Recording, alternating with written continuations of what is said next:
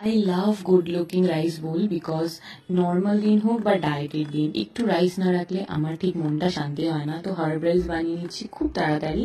একটু olive oil দিয়ে তার মধ্যে চিলি ফ্লেক্স, অরিগ্যানো, কুচনো ধনেপাতা দিয়ে রাইসটা দিয়ে দিলাম। আজকে নর্মাল রাইস ইউজ করেছি, ব্রাউন রাইস ইউজ করিনি। আর স্বাদ মতো নুন দিয়ে জাস্ট নাড়িয়ে নিলে রেডি হার্ব রাইস। হার্ব রাইসের সাথে রাখছি ক্রিমি ব্রোকলি। ব্রোকলিটাকে আমি একটু 2 মিনিটসের জন্য বয়েল করে নিয়ে তারপর বরফ ঠান্ডা জলে রেখেছিলাম, তার জন্য কালারটা অনেক এনহ্যান্স করেছে।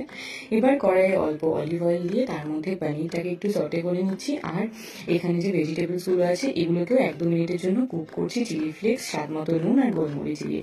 এবার একটা সস তৈরি করব। দিয়ে দিলাম তেল, তার মধ্যে অল্প কুচনো রসুন, 1 চামচ ময়দা আর কিছুটা দুধ।